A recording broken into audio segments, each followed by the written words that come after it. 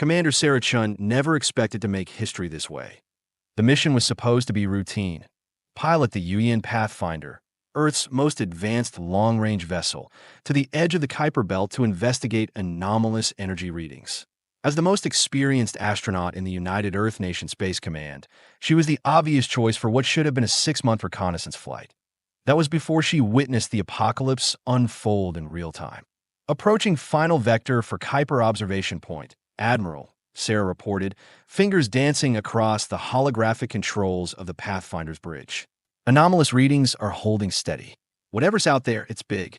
Admiral Kimura's weathered face filled the comm screen. The 12-minute transmission delay, making their conversation less a dialogue and more an exchange of monologues. Proceed with caution, Commander. The quantum fluctuations you are detecting don't match anything in our database. Sarah smiled slightly. That's why they sent me, sir. To find out what we don't know. Just remember the mission parameters. Observe and report. No heroics. The Admiral's expression softened momentarily. And Chun, come home safe. The transmission ended, leaving Sarah alone with the hum of the ship's systems. 6 months in deep space solo missions had taught her to appreciate the quiet, to find comfort in solitude where others might find madness. She checked the ship's systems one final time. The Pathfinder was humanity's crowning achievement, a fusion-powered interplanetary vessel with experimental quantum sensors and the most advanced AI assistant ever developed. Not that Arya was much for conversation. Arya, begin full-spectrum analysis of the anomaly. The sensors screamed to life, alerts flashing across every screen. Warning, Arya's calm voice announced. Massive spatial distortion detected. Unknown objects emerging. Sarah's hands moved instinctively, bringing the main view screen to maximum magnification. What she saw defied explanation. Space itself seemed to tear open like fabric, a massive rift splitting the darkness ahead. Through this wound in reality poured ships. Hundreds of them, their sleek forms catching the distant sunlight like scales on some massive cosmic serpent. My God, Sarah whispered. First contact. But these weren't explorers coming in peace. The alien armada moved with purpose, their formation speaking of military precision. Sarah had spent enough time in the UN Navy to recognize a war fleet when she saw one, but before she could process the implications, a second rift opened on the opposite side of the Pathfinder's position. More ships emerged. These different in design, angular and brutal, where the first fleet was elegant and streamlined. 2 distinct alien civilizations, neither aware of humanity's presence, both apparently intent on destroying the other. And Sarah was caught directly between them. The first salvo of weapons fire tore across the void faster than Sarah thought possible. Energy beams of blinding intensity connected the 2 fleets, followed by what could only be described as missiles. Though they moved with impossible agility, some seeming to phase in and out of normal space, Sarah's training kicked in. Arya, emergency stealth protocols. Kill all non-essential systems. Pathfinder went dark, its experimental adaptive hull absorbing rather than reflecting light, its heat signature dampened to near background levels. It was technology designed to hide the ship from Earth's traditional adversaries. Hopefully, it would conceal them from beings who could tear holes in space-time. Active scanning detected, Arya reported. Multiple targeting systems attempting to acquire us. Sarah's mind raced. The Pathfinder wasn't built for combat. It was an explorer vessel with minimal defensive capabilities. Her only hope was to remain undetected long enough to plot an escape vector. The view screen showed destruction at a scale she could barely comprehend. The 2 alien fleets engaged in warfare beyond human understanding. Ships disintegrating, space itself warping around weapon impacts, strange fields of distorted time catching vessels in bubbles where they seemed to age and crumble to dust in seconds. Arya, are you recording all of this? Affirmative, Commander. All sensor data is being logged. Prepare a data package. Everything we are seeing with analysis. Compress it for burst transmission back to Earth. Warning, transmission would reveal our position. Sarah watched as a massive vessel, apparently a flagship of the more angular fleet, erupted in a cascading series of explosions. Understand the risk, but Earth needs to know what's out here. They need to prepare. The battle intensified, spreading across a volume of space larger than the entire intersolar system. The Pathfinder drifted, its minimal maneuvering thrusters occasionally firing to avoid debris or keep clear of the fighting. Hours passed this way, with Sarah documenting everything, occasionally sending coded updates to Earth despite the risk. The two alien forces seemed evenly matched in destructive capability, though their technologies differed dramatically. Commander, Arya interrupted her observations. I have analyzed the communication patterns between vessels in both fleets. I believe I can translate approximately 18% of the transmissions. Show me. The screen filled with alien script alongside tentative English translations. Most was tactical communication, coordinates, targeting data, damage reports. But certain phrases appeared repeatedly in the elegant fleet's communications. The corruption spreads. Containment is paramount. The sphere must be protected at all costs. The angular fleet's communications were more direct. The preservers weaken. Their extinction is inevitable. The evolution cannot be stopped. They are fighting an ideological war, Sarah realized. This isn't about territory or resources. It's about existence itself. Before Arya could respond, a massive energy surge erupted from the center of the elegant fleet. The preservers, apparently. A sphere of blinding light expanded outward, engulfing dozens of their own ships along with hundreds of the enemy vessels. The shockwave hit the Pathfinder like a physical blow. Sarah was thrown against her restraints as alarms blared throughout the ship. Hull breach in sections 4 through 7. Arya reported. Life support compromised. Emergency containment failing. Sarah's fingers flew across the controls, rerouting power, sealing compartments, fighting to keep her ship intact. Status of the quantum drive? Operational but damaged. We have approximately 72% efficiency. Plot a course back to Earth, maximum speed. Unable to comply. Both fleets are now between us and Earth. Probability of traversing the battle zone undetected is less than 3%. Sarah stared at the tactical display, mind working furiously. The battle had shifted, with the preservers apparently sacrificing a portion of their fleet to deliver a devastating blow to their enemies. But the angular ships, the evolution they called themselves, were regrouping, their formation tightening around what appeared to be their remaining command vessels. What about the Kuiper Belt? Can we reach it? Affirmative. Multiple asteroidal bodies could provide cover approximately 4.3 light minutes from our position. Do it. Get us. The ship rocked again as something massive passed nearby, the gravitational distortion alone nearly tearing the Pathfinder apart. On the view screen, Sarah watched a preserver vessel nearly a kilometer long tumble past, its hull breached in multiple places, strange luminescent fluids spilling into space. And then she saw them, the inhabitants of the ship, thrown into the void by the structural failure. Humanoid, but clearly alien, their bodies elongated, skin iridescent like mother of pearl.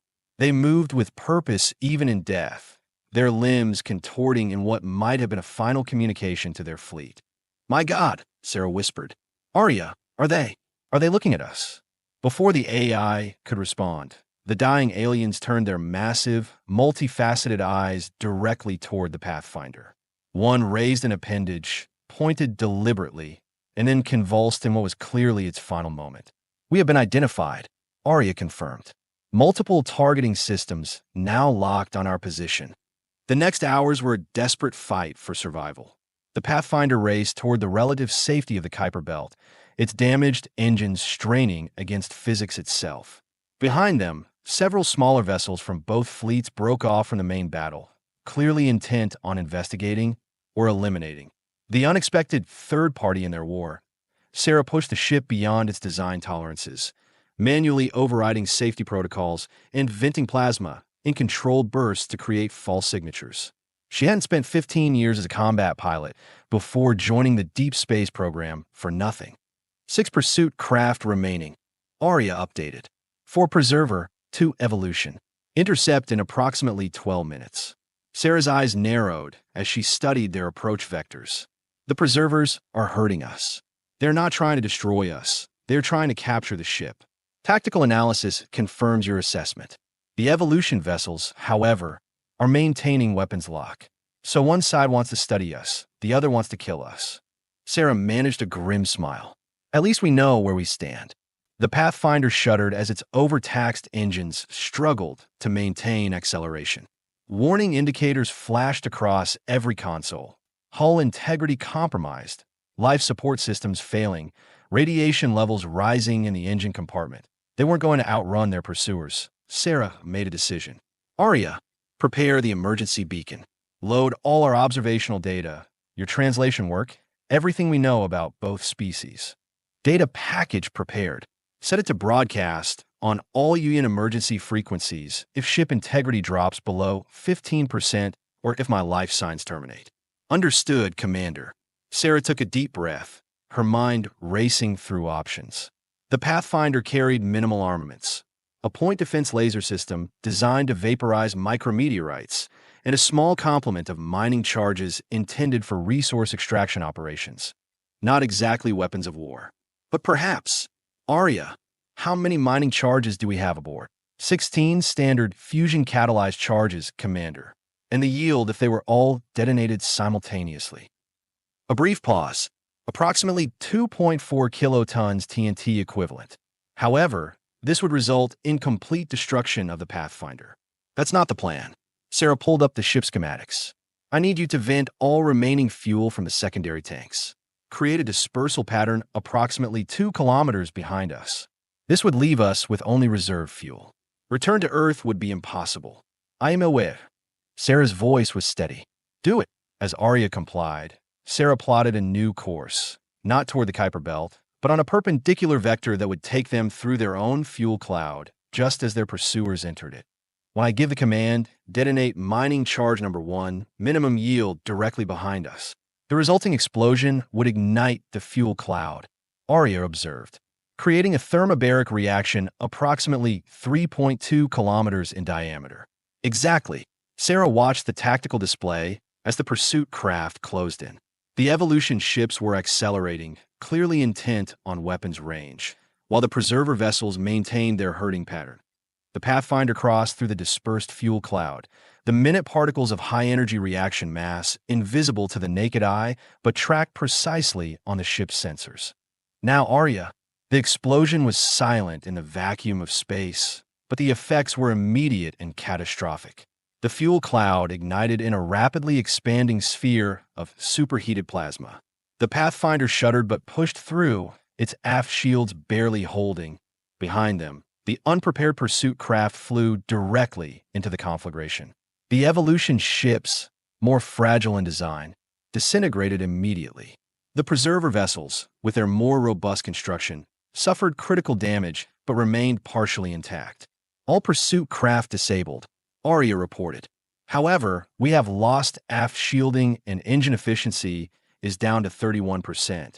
Sarah allowed herself a moment of grim satisfaction before reality reasserted itself. They were now running on minimal fuel, with a damaged ship in unknown space, with 2 warring alien civilizations aware of their existence. And the main battle continued to rage behind them, spreading inexorably across the outer solar system. Set course for Pluto's orbit, Sarah ordered. We need to reach the automated research station. If we can't make it back to Earth, we can at least upload our data directly to the station's comms array. As the Pathfinder limped toward the dwarf planet, Sarah recorded what might be her final log entry. Earth needed to know what they were potentially facing. 2 incredibly advanced species locked in an ideological war that made humanity's conflicts seem petty by comparison. She was 3 hours into the journey when Arya interrupted her work. Commander, detecting massive energy surge from the battle zone. Sarah accessed the aft sensors. What she saw defied comprehension. Both fleets had converged on a single point in space, their remaining vessels arrayed in complex geometric patterns. Energy arced between them in impossible colors, space itself seeming to fold and unfold like origami in the hands of a master. What are they doing? She whispered. Unknown. The energy readings exceed anything in our scientific understanding. However, I am detecting quantum signatures similar to those used in our faster-than-light communication experiments. Sarah watched, transfixed, as the energy built to an impossible crescendo, and then collapsed inward with such violence that for a moment, a new star seemed to birth itself in the outer solar system. The shock wave expanded outward at near light speed. "Brace for impact," Sarah shouted, though there was little she could do to prepare. When the wave hit, it wasn't a physical force, but something far stranger. The Pathfinder remained structurally intact, but every electronic system aboard overloaded simultaneously. Arya went silent. The engines died. Even the emergency lighting flickered and failed in the sudden darkness. Sarah found herself truly alone. IT took 3 days to restore minimal functionality to the Pathfinder. Working by the light of chemical emergency lamps, Sarah manually rebooted the ship's core systems one by one, bypassing damaged components and jerry-rigging solutions with the desperation of someone who knew their life depended on it. When she finally managed to restore partial sensor capability, she confirmed what she already suspected. Both alien fleets had vanished completely. No debris, no energy signatures, no evidence they had ever existed apart from the data stored in the Pathfinder's protected memory cores. Whatever had happened at the focal point of their final convergence had removed them from normal space-time entirely. The ship's quantum drive was beyond repair, but the conventional engines had enough reserve fuel for one final push. Sarah plotted a course for Pluto's research station, knowing it was her only hope of communicating with Earth. The journey took weeks, with life support systems failing one by one. She rationed oxygen, recycled water with increasingly primitive methods, and survived on emergency rations that dwindled with each passing day. When the Pathfinder finally achieved orbit around Pluto, Sarah was operating on minimal oxygen, her vision blurred from both CO2 poisoning and simple exhaustion. "This is Commander Sarah Chun of a UN Pathfinder," she transmitted to the automated station below, requesting emergency protocols and data uplink. The response was immediate, but not what she expected. "Commander Chun, this is Director Okamura at Pluto Research Base. Your ship disappeared from our sensors 3 months ago. We assumed you were lost." Sarah blinked in confusion. "The base is manned? Since when?" "Since the anomalies began. We have been monitoring the situation from here. Your transmission. It's the first confirmation of what we have been theorizing. Director, I need immediate medical evacuation and secure data transfer to Earth. What I have witnessed." "Commander," Okamura interrupted, his voice grave. "Communications with Earth have been intermittent for the past month. Approximately 12 hours ago, they ceased entirely." Sarah felt ice form in her veins. "What are you saying?" "We have been detecting the same energy signatures you were sent to investigate. They have been appearing throughout the inner solar system. Our last communication from Lunar Command described objects emerging from what they call spatial rifts near Earth orbit." The implication was clear. The war hadn't ended. It had simply changed battlegrounds. "I'm coming down," Sarah said, her voice steady despite the terror building inside her. "Prepare your communication array. We need to consolidate what we know." As the Pathfinder began its descent toward Pluto's surface, Sarah stared at the data she had risked everything to preserve. Translations of alien communications, tactical analyses of their weapons and defenses, and most importantly, the patterns Arya had identified in their final convergence, patterns that might hold the key to understanding how they traveled between worlds. Earth might already be under attack, but humanity wouldn't face this threat ignorant and unprepared. Not if Sarah had anything to say about it. She had survived when 2 godlike civilizations had tried to destroy her. She had preserved crucial intelligence when physics itself seemed to conspire against her. And now, she would find a way to get that information to the people who needed it most, even if she had to build a new ship from scratch to do it. Because that's what humans did. They survived. They adapted. They fought back, no matter the odds. Sarah Chun, the sole survivor of humanity's first encounter with interstellar war, set her jaw in determination as the Pathfinder entered Pluto's thin atmosphere. This wasn't the end of her mission. IT was just the beginning. 6 months later, the ship had no name yet. Sarah thought that would be presumptuous, given that it was cobbled together from salvaged parts of the Pathfinder, components from Pluto's research station, and innovations born of desperate necessity. But it flew, and that was what mattered. "Final systems check complete," she announced to the small crew gathered on the bridge, all 12 survivors of the Pluto research station who had volunteered for what might well be a suicide mission. "Quantum drive is online. Director Okamura, now serving as her XO, nodded grimly. All personnel are secured for acceleration. Weapon systems are as ready as they will ever be. The weapons were theoretical at best. Applications of the alien technologies they had managed to reverse engineer from Sarah's data. The principles behind the preserver containment fields and the evolution phase missiles were beyond complete human understanding, but they had adapted what they could. Status of the Soul Gate. Stable for approximately 73 more minutes, replied Dr. Ivanova, the station's former quantum physicist and now their resident expert on artificially generated wormholes. After that, the power requirements will exceed our capacity. Sarah nodded. For 6 months, they had worked tirelessly to understand what had happened to Earth. The quantum distortions that had blocked all communications suggested a massive-scale application of the space-time manipulation they had witnessed in the alien battle. Their hypothesis was grim. Earth had been isolated, cut off from normal space-time by one or both of the warring factions. But isolation didn't mean destruction. There was hope, slim but real, that Earth and its inhabitants remained intact, just. Elsewhere, the gate they had constructed using salvaged alien technology and human ingenuity was their attempt to find whatever pocket of reality now contained their homeworld. All stations prepare for transit. Sarah's fingers tightened on the makeshift controls. Dr. Ivanova, initiate final gate sequence. Outside the viewports, the structure they had built in Pluto's orbit hummed with impossible energies. Space curved visibly, a tunnel of distorted light forming at the center of the ring-shaped apparatus. Gate approaching critical stability, Ivanova reported. Transit window opening in 10 seconds. Sarah looked at the faces of her crew, scientists and technicians who had transformed themselves into warriors and explorers out of necessity. None of them knew what awaited on the other side of that portal. It could be Earth, intact but isolated. It could be a trap, a pocket universe created specifically to contain human interlopers, or it could be the front line of a war beyond human comprehension. Whatever we find, Sarah said, her voice carrying to every station, remember what we are. Whatever these beings can do, however advanced their technology might be, they have never encountered humans before.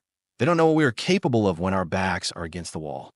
She engaged the quantum drive, and the unnamed ship surged forward toward the swirling gate.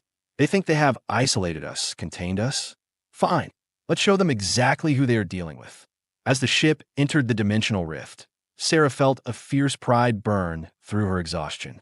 One human had survived the first encounter with these cosmic powers, had observed, analyzed, and brought back crucial intelligence. Now humanity would show these alien civilizations why that was the most dangerous mistake they could have made.